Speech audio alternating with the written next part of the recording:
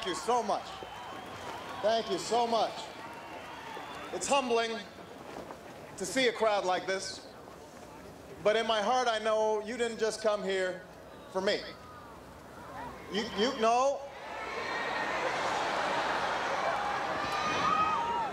you came here because you believe in what this country can be.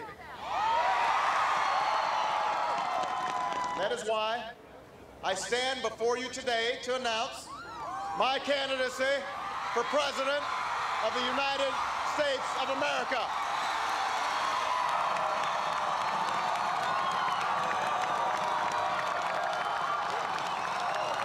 Par une fraîche matinée de février, un jeune sénateur se lance dans la course à la Maison-Blanche. Mais pour accéder à l'office suprême, il va avoir besoin de soutien et d'argent.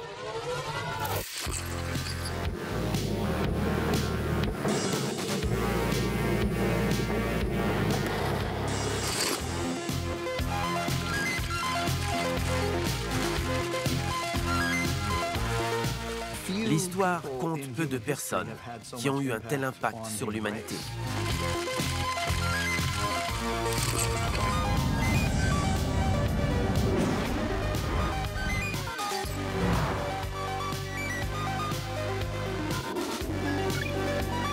At every step along the way, the future is built by the people who believe it can be better. We have liftoff.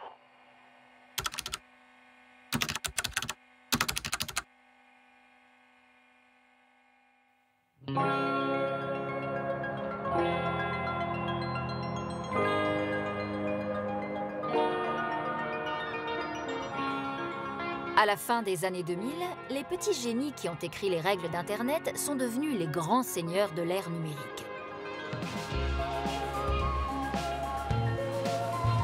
Leur pouvoir s'étend bien au-delà de la côte ouest de l'Amérique et leur vie n'est que gloire et fortune.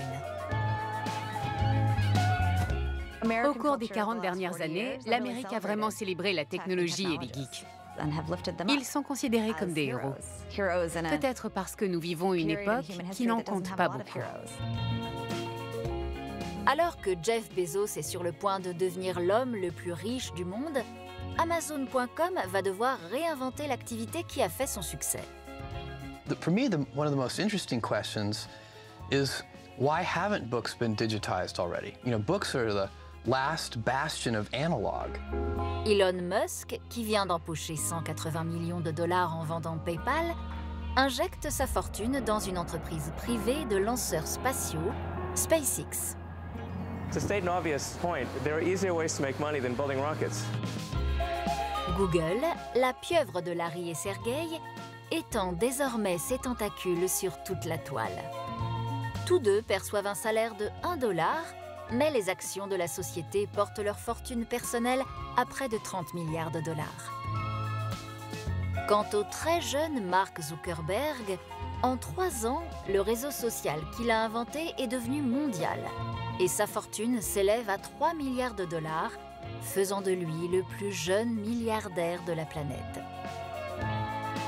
Have you changed your lifestyle? You don't look like you're buying really expensive clothes. No, I'm not buying really expensive clothes. Are you buying things? Are you buying things that you would No, I have a little like 1-bedroom apartment with a mattress on the floor. That's where I live. Guess what my favorite TV? Avec plus de 100 millions d'utilisateurs, Facebook est devenu un énorme phénomène culturel. Mark Zuckerberg est désormais une célébrité bien au-delà de la Silicon Valley.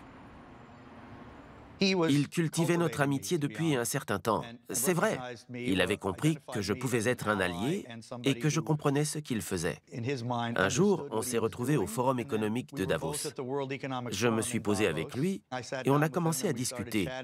Je lui ai dit, « Je crois que je devrais écrire un livre sur ton entreprise. » Il m'a répondu, « Vas-y. »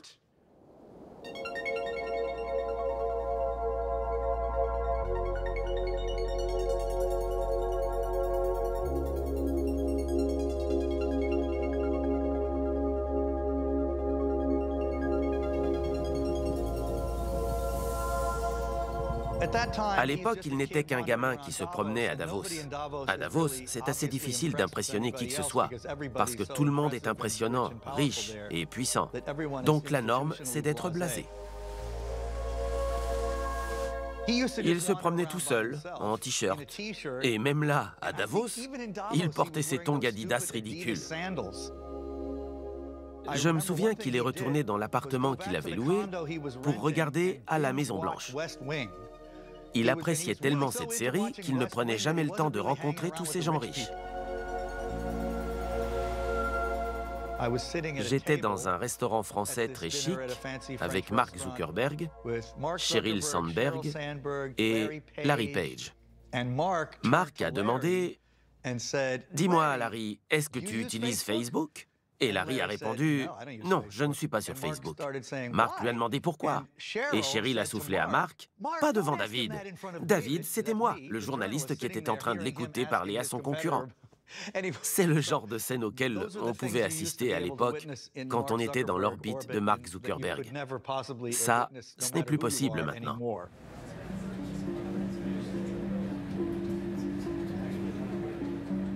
Parmi tous mes collègues, plus personne n'a besoin de travailler. Tout ce qui les intéresse, c'est de relever le prochain défi, d'anticiper l'avenir, d'avoir une empreinte sur le monde et de voir ce dont ils sont capables. C'est différent quand on ne travaille pas pour l'argent. On cherche à inventer quelque chose, à marquer les esprits et à laisser un héritage. We're really just focused on our mission, just helping people share information. We believe really deeply that if people are sharing more, then the world will be a more open place where people can understand what's going on with the people around them. And that's really what we want to get towards.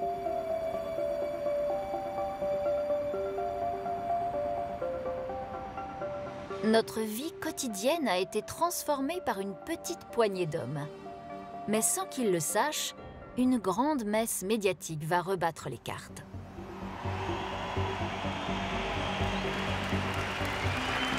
These are not 3 separate devices. This is one device.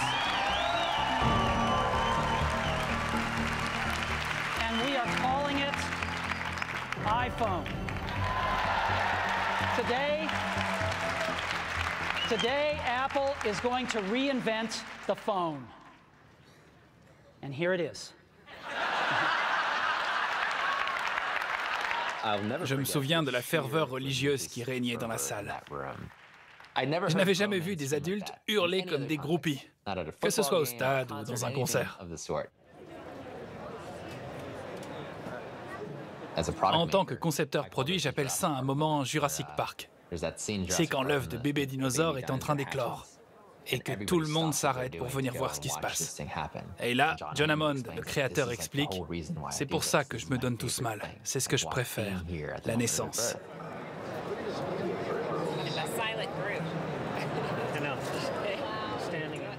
Le monde accueille quelque chose de nouveau et rien ne sera plus jamais comme avant.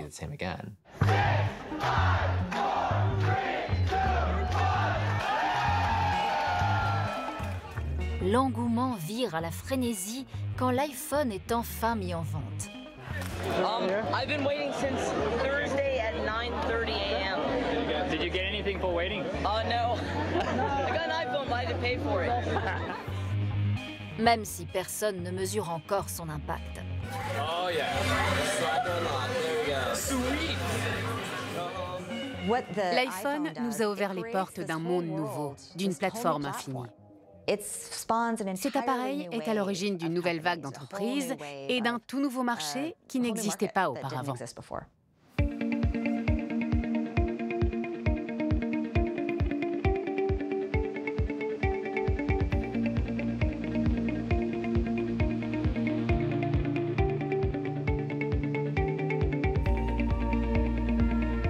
So Irina, where are we? We are at South Park.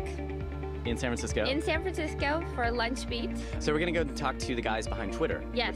Which have an office here in South Park. And I can't wait. Let's go do that. Okay. All right. Before we get going, can you tell us what Twitter is? Because some people who are watching may not even know what Twitter is. Yeah, absolutely. No. Twitter is a way to keep connected with your friends. It's a way to it's basically mini blogging. It's a very low barrier to entry way to blog what you're thinking about anywhere.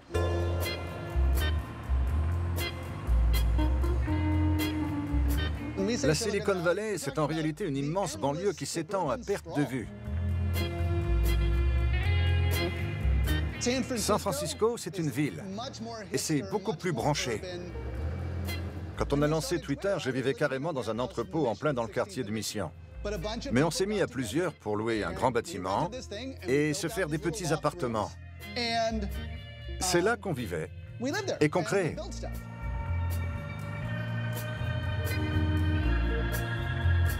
En marge des circuits classiques de la Silicon Valley, un collectif de codeurs à contre-courant vient d'inventer une nouvelle plateforme révolutionnaire. Jack était un ingénieur brillant et créatif, mais un peu bizarre. Par exemple, il portait un t-shirt avec son numéro de portable. Il se baladait dans San Francisco avec ce t-shirt à attendre que les gens l'appellent. Et ensuite, il leur répondait devant eux pour comprendre ce que ça faisait d'établir un contact avec eux.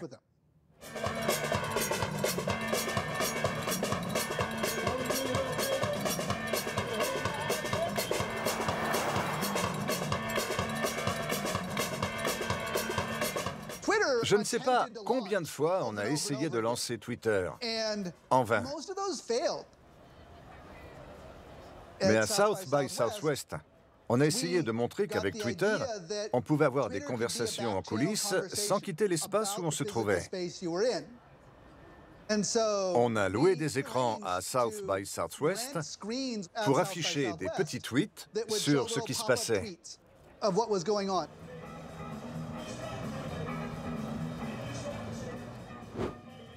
Les gens tweetaient sur les bars ou les soirées où ils étaient.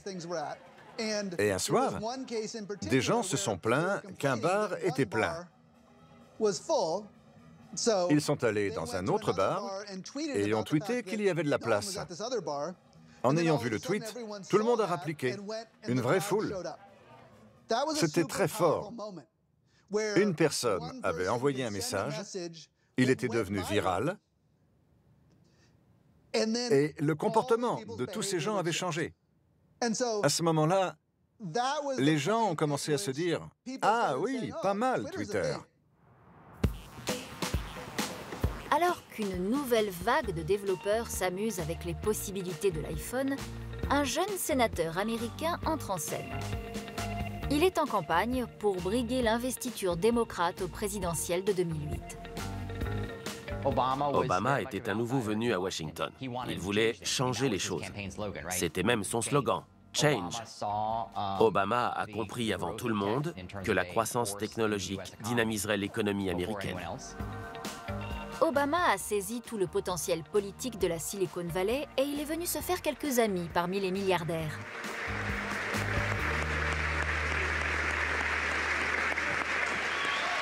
Thank you, everybody. Thank you.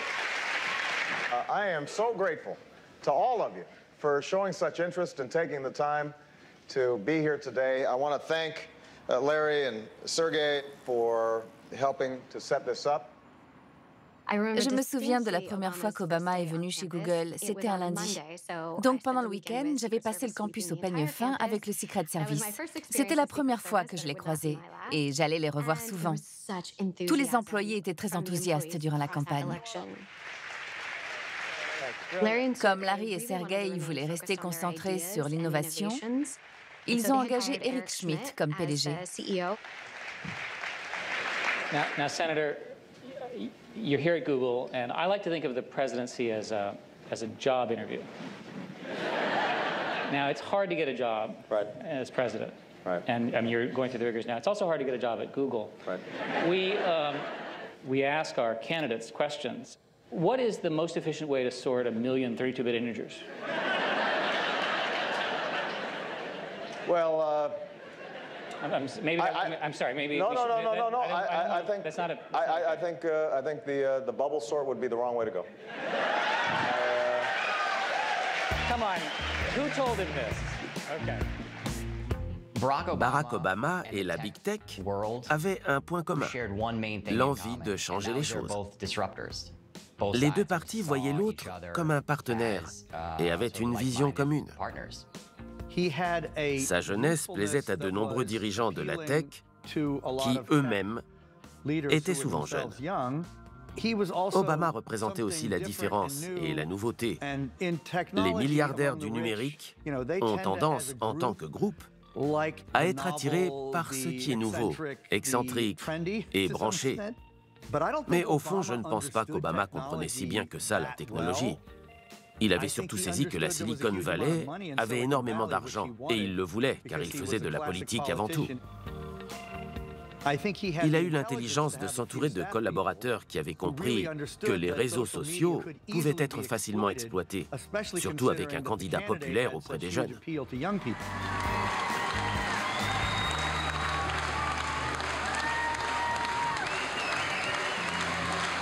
Finally, there's a campaign where America feels like it's not the politicians' campaign, it's our campaign.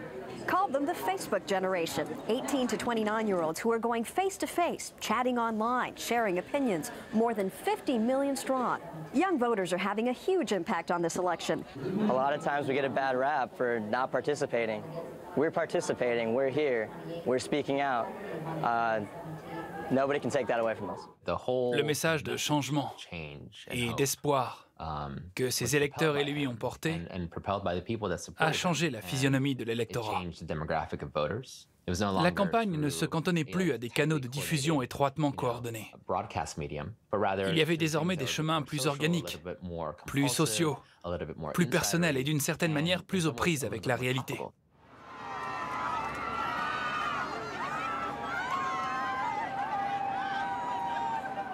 Senator Barack Obama, an African-American, officially accepted the Democratic nomination for president, promising to end the broken politics of Washington. Cette nouvelle alliance avec les milliardaires de la tech est payante. La jeunesse est galvanisée et son champion est désormais le candidat démocrate à l'élection présidentielle de 2008.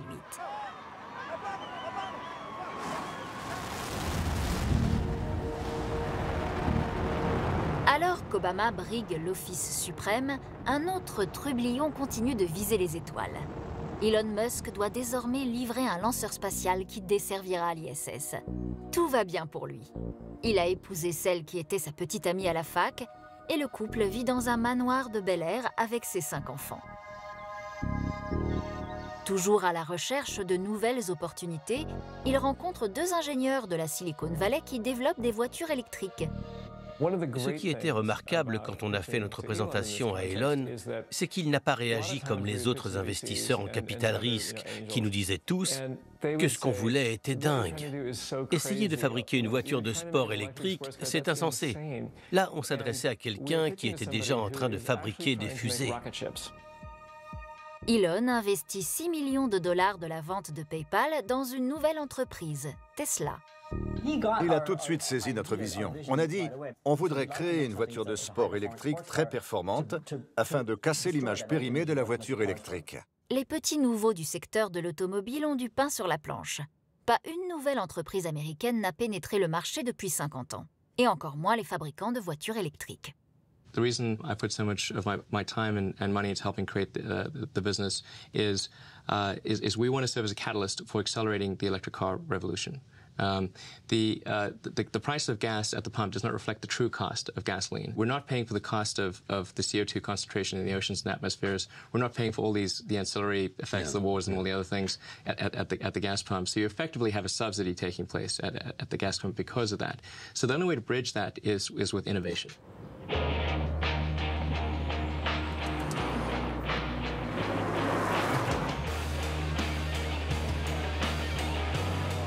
On a lancé les premiers prototypes en 2006. On a adroitement suscité l'enthousiasme de célébrités comme Arnold Schwarzenegger. On était tous là à préparer la voiture 1 heure avant le début de l'événement. Et de l'autre côté du hangar, son entourage arrive comme dans un film. Il est au centre et flanqué de 3 ou 4 gardes du corps. J'imagine que c'était le Secret Service californien. Il avance droit sur nous. Il laisse son service de sécurité en plan et il dit « Où sont les voitures ?»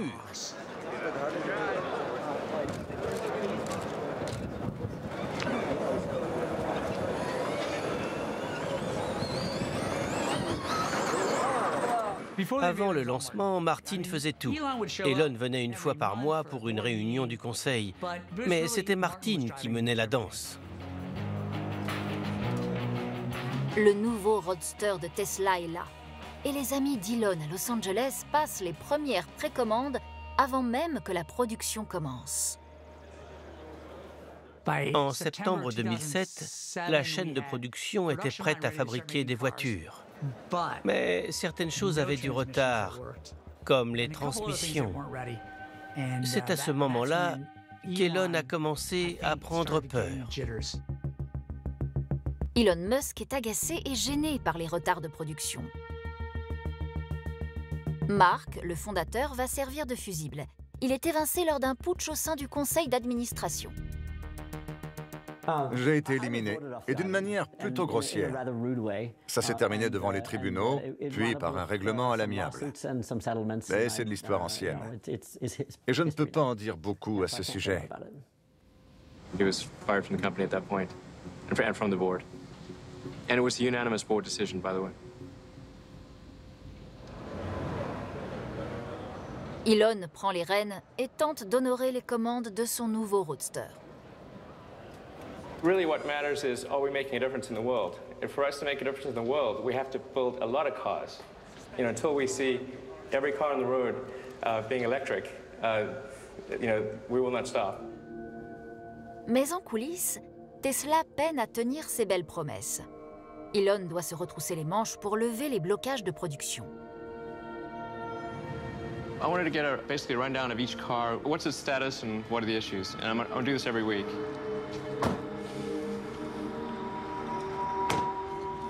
Hey, Greg, the key fell apart. Of course it did.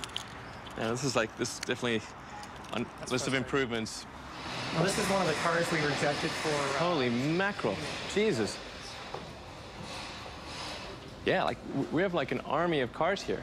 Like, Jesus. I'm looking like we're going to be able to deliver 4 cars to the sales team. This is frightening. What's going on here is the team has been doing a little bit of rework today.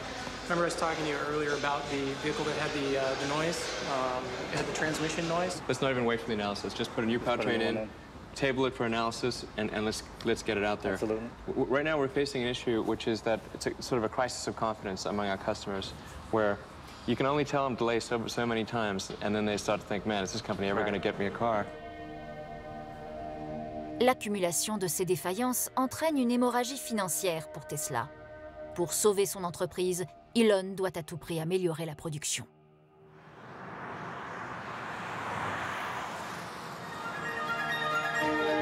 This is a CBS News special report. I'm Katie Couric at CBS News election headquarters in New York.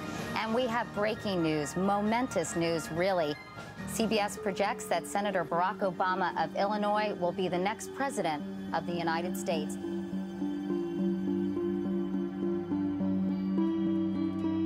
Feels like something really big and bold has happened here. Like nothing ever in our lifetimes did we expect this to happen. Something big just happened. It feels like anything is now possible.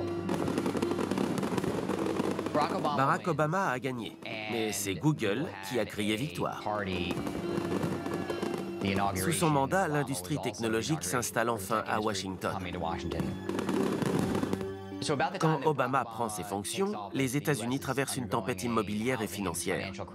Alors, il organise une réunion à la Maison-Blanche avec les grands capitaines de l'industrie.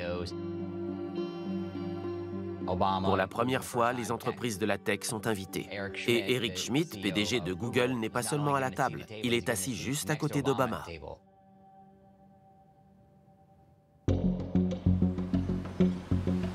La crise financière de 2008 ébranle violemment l'économie mondiale. Mais l'État vole au secours des banques.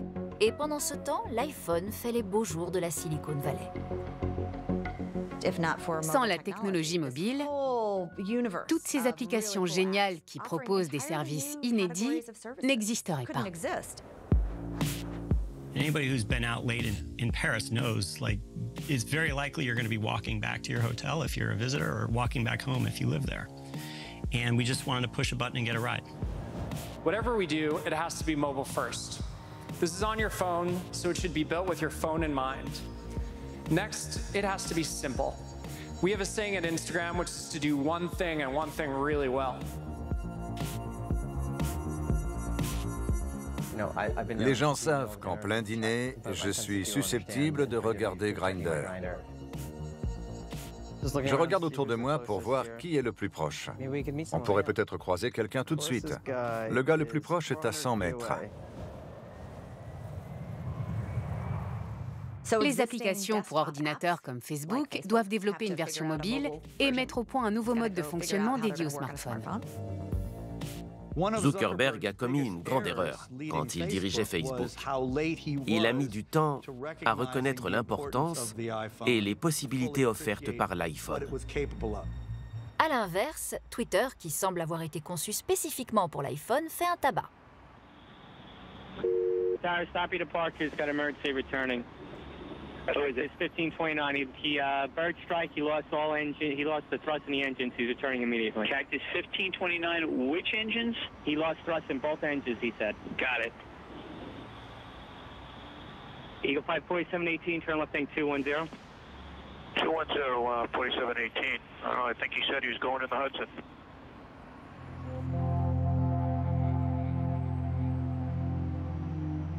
Un avion d'école de LaGuardia percute des oiseaux et doit atterrir sur l'Hudson. L'un des passagers des ferries a posté une photo de l'avion.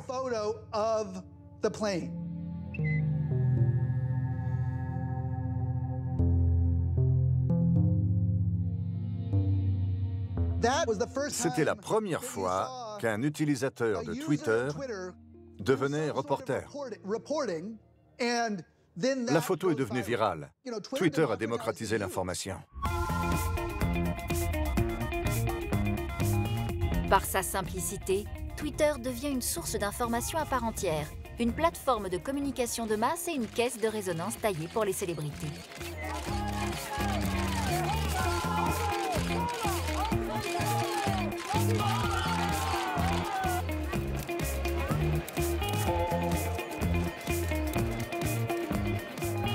Après SXSW, Twitter a fait sa mue. L'entreprise, évaluée à $1 milliard, fait l'envie de la Silicon Valley et Jack Dorsey est un fondateur technologique vénéré. Dorsey has become a superstar. He was honored last month in his hometown of St. Louis, where he spoke at Webster University, got the key to the city from the mayor. Dorsey says his proudest moment came during President Obama's speech to Congress earlier this year, as lawmakers gave their own running commentary via Twitter during the address. And yet much of Twitter involves the mundane, a stream of updates about life's little moments. Do I really need to know that Joe in Seattle is having oatmeal for breakfast this morning? Is there such a thing as too much information? There is such a thing as too much information, but it's all how you approach it. The best thing about this technology is that it's completely recipient controlled. So yes, Joe is having oatmeal, or I'm having oatmeal, and it's meaningless to most of the world, but it's very meaningful to my mom. C'est un leader à contre-courant dans la Silicon Valley. Il n'essaye pas toujours de se présenter comme le gourou qui détient la vérité, alors que c'est ce que font les autres. Jack Dorsey est beaucoup plus proche d'un philosophe des affaires et de la technologie que ne l'est Mark Zuckerberg. Tous deux sont des experts dans leur domaine et des ingénieurs très doués. Mais Dorsey n'est pas qu'un milliardaire. Il fait ce qu'il fait parce qu'il croit sincèrement en ce qui est bon pour la société. Je pense que Jack est un humaniste, mais pas Mark.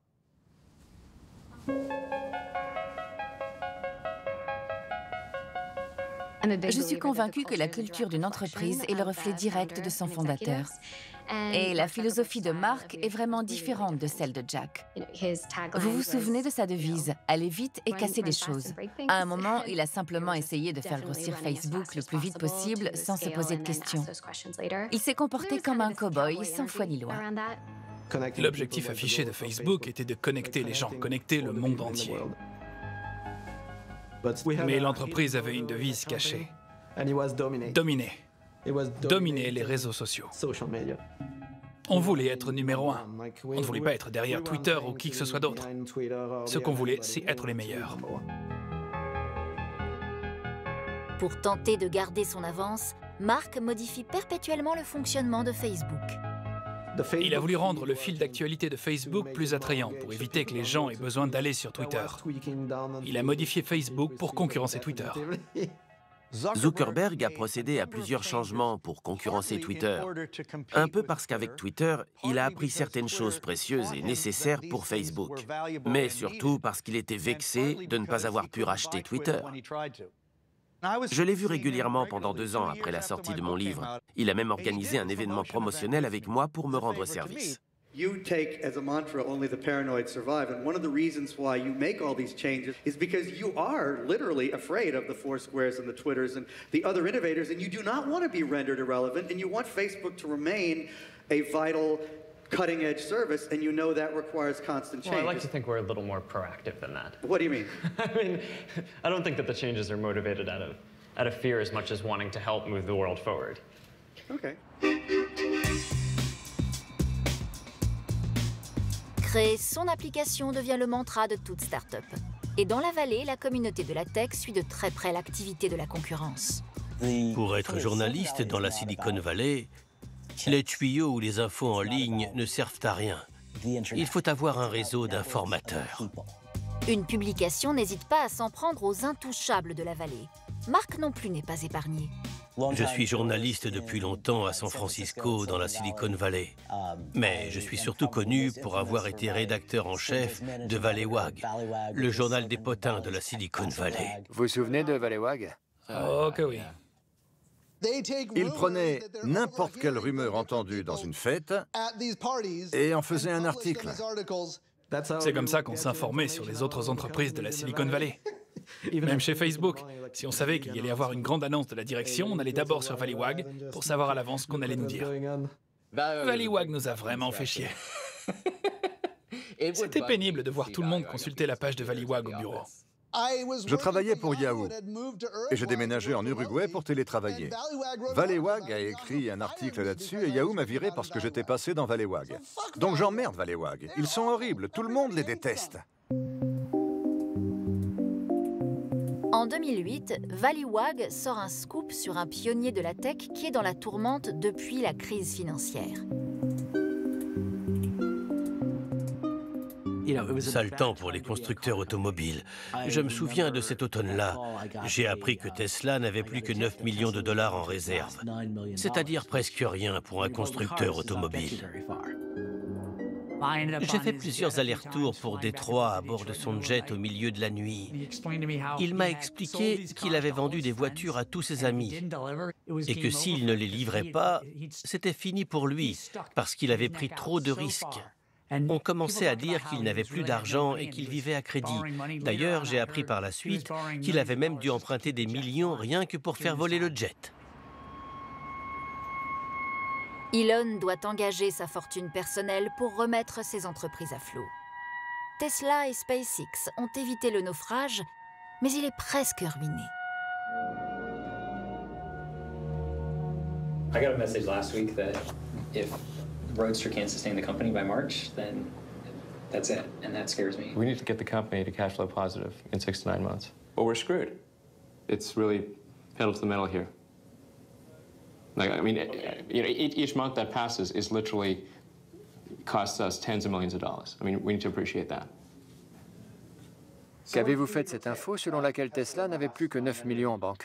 Je l'ai publié et il ne l'a jamais contesté. Mais il a lancé une chasse aux sorcières pour trouver d'où venait la fuite. Une équipe de détectives a débarqué.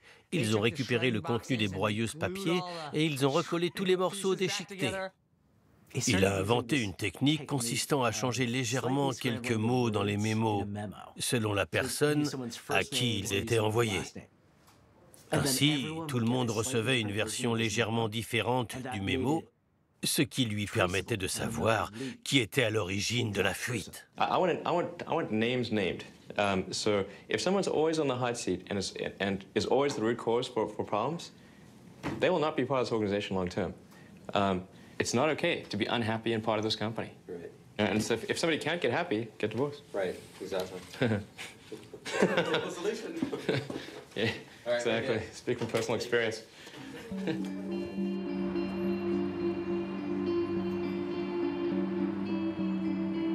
La vie personnelle d'Elon n'est pas plus joyeuse.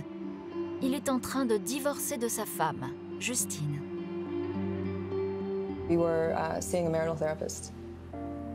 And I think he just got tired of the stress and the uncertainty of it. And so he told me, either we fix this marriage today or I will divorce you tomorrow.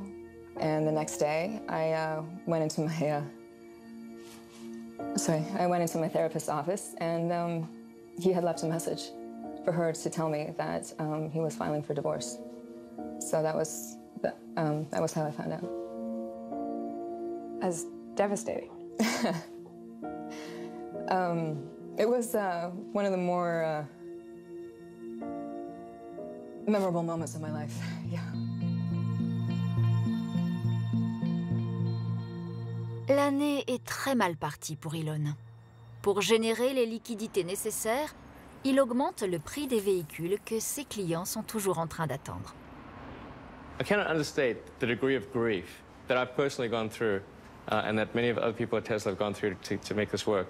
When I say it was like eating glass, I mean glass sandwich every bloody day, okay? I wish we didn't have to raise prices. It sucks. I can't carry Tesla entirely by myself. It's just, I just don't have the resources to do it. We took faith in you, and now you're just turning around and changing the price on us, not telling us, and then we find out about it backwards, and now we're kind of everyone's hurt because we weren't told. There seemed to be a little bit of anger from some people in the room who felt that we'd kind of done a bait and switch. And I mean, that's sort of a little bit true that there was a bit of a bait and switch. I mean, that's I mean, kind of what happened. It was very tough.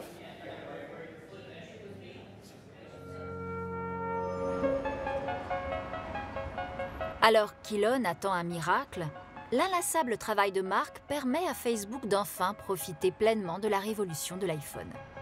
En 2010, la base d'utilisateurs de l'entreprise dépasse la population de certains des plus grands pays du monde. So I think people look to us as the leader in this space, and having almost 500 million users is certainly a pretty cool milestone that we're definitely proud of. Même Mark dépasse les bornes. On lui reproche d'avoir modifié les paramètres de confidentialité de Facebook et rendu des informations privées plus accessibles sans prévenir l'utilisateur. It's a place to share with people, a limited group of people, not an unlimited group of people, and certainly not the whole internet. And these things just came at members of Facebook. You go onto Facebook one day and there's an announcement from you guys that, oh, you know what? You know those interests you put on your page 3 years ago when you joined? Now they're all linked to some pages. And you're like, what? What does that mean? Who has access to those pages? What are those pages? In other words, you've done some abrupt things. Sure. Well, I think that how the system is set up is a really important part for how it functions. Right? And before I was talking about how there are these two primary things that people do. They share information with the people around them. It's never been, by default just your friends. It's always been kind of the community around you, whether it was colleges or companies or regions most recently. But you didn't answer my question. My question is, you seem to have taken some steps to make more public my information as a Facebook member on your own, by yourself, all of a sudden announcing them. Mark est acculé. Il semble incapable de comprendre l'attachement de ses utilisateurs à leur vie privée. Mark est foncièrement mal à l'aise dès qu'il se trouve en public. Il aimerait ne jamais parler en public. Il préfère être derrière un clavier à écrire du code. C'est là qu'il est dans son élément. C'est ça qu'il aime. Mark est dans l'œil du cyclone. Il se passerait bien de la sortie d'un nouveau film relatant les origines de Facebook et de la fuite d'emails datant de cette époque suggérant qu'il aurait trompé des étudiants qui développaient leur propre réseau social sur le campus. For better or worse, whether you deserve it or not, some of these, you're a public figure, you get a lot of things. Those emails back in college, do you feel like it sticks to you, or why does it, because you happen to run a service that is sharing? How do you explain the hubbub around it? How do you, and it must affect you as a person, because... Yeah, I mean, when I was 18 or 19 years old, I did a lot of stupid things, right, when I was in college. And I think, I don't want to make an excuse for that. Right? I did stupid things. I think they're embarrassing, and I'm really sorry that I did them. I think the issue is you became the head of the biggest social networking company on the planet. Yeah, no, but I think the interesting thing is that... They want to know who you are and what you actually think. I mean, and you should explain that to them. It really went from this position very early on, where we were just in this college dorm room, to we moved out to California. It was a few friends and me. And, it just kind of had this project feel for a while, and there was this real turning point when companies started trying to buy the company for a huge amount of money. And, I had to kind of get my friends together, and we had to decide what was it that we really cared about and what was it that we wanted to do. And, we decided not to take those offers. And, to me, a lot of that decision was that what we wanted to do and what we wanted to spend, a big part of our lives doing was just continuing to push and kind of build products that help people share information, build products that help people stay connected. And that's really what we're spending our time doing. And I think there's just been a lot of space between that early stuff and where we are now. If I knew what I knew now then I hope I wouldn't have made those mistakes. But I can't go back and change the past. I can only do what we think is the right thing going forward. So I thought that was a fascinating answer. Okay, you want to take off the hoodie? No, I never take off the hoodie. I know you don't. What's with that? There's a group of women in the audience that wish you would. No. Girls? Whoa. All right.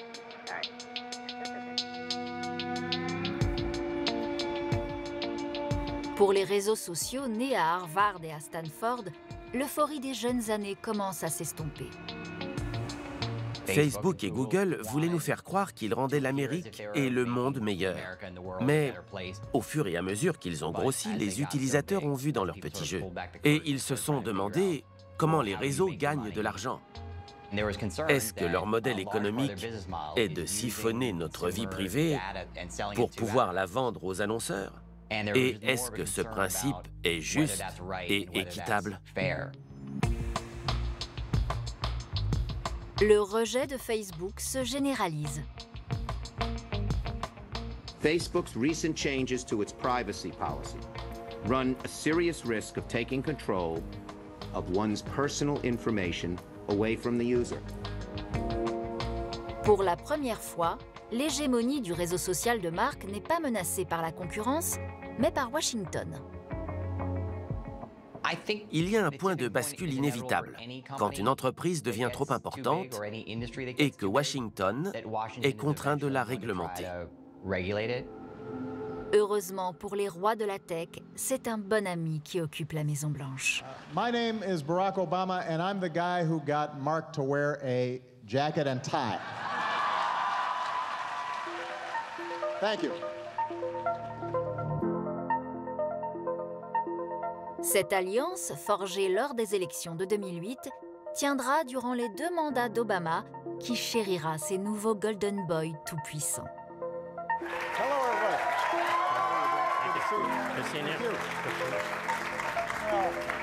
Les géants du numérique installent leur premier bureau important à Washington, à près de 5000 km de leur berceau.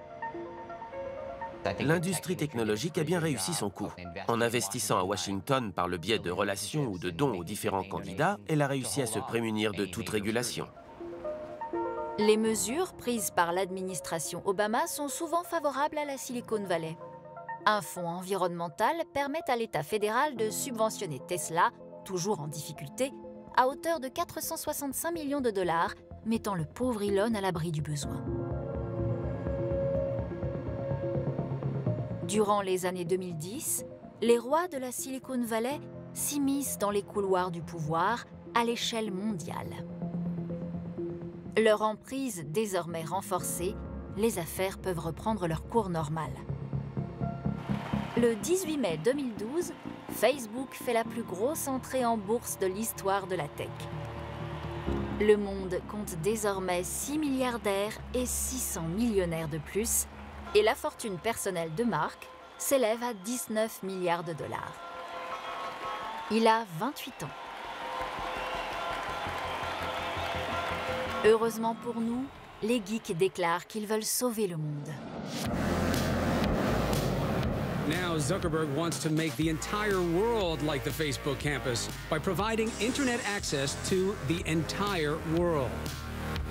What we want to see is millions of people living and working in space. Elon essentially wants to build a city on Mars.